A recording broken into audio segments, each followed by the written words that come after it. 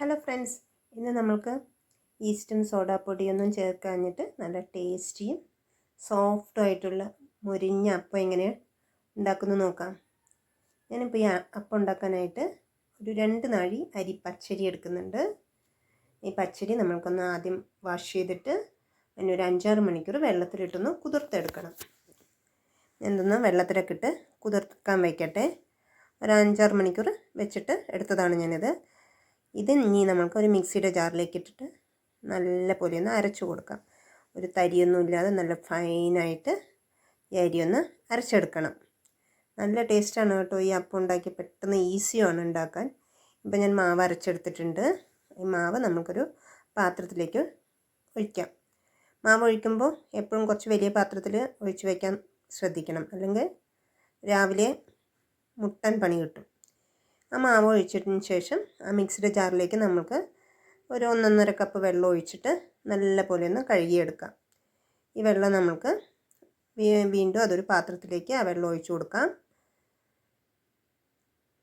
അതിന് ശേഷം ഈ മാവിൻ്റെ വെള്ളം ഒന്ന് നമുക്ക് സ്റ്റൗവിൽ വെച്ചൊന്ന് നല്ല പോലെ ഒന്ന് കുറുക്കിയെടുക്കണം. കുട്ടികൾക്കൊക്കെ കുറുക്കുണ്ടാക്കില്ല, അതേ കണക്കൊന്ന് കുറുക്കിയെടുക്കാം.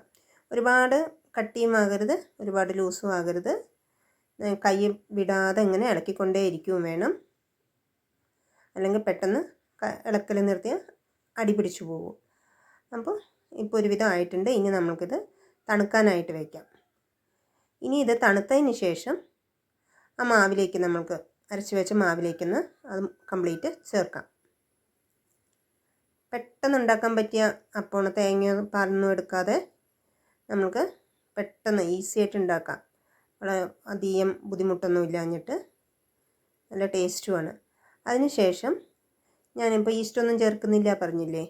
ഞാനിപ്പോൾ ഈ 2 നാഴി അരി അരച്ച മാവിന് വേണ്ടിയിട്ട് ഞാനെടുത്ത ആ സ്പൂണിൽ ഒരു 1.5 സ്പൂൺ മാവ്, നല്ല ദോശയുടെയോ ഇഡ്ഡലിയുടെയോ നല്ല പുളിച്ച മാവ് 1.5 സ്പൂൺ ചേർക്കുന്നുണ്ട്.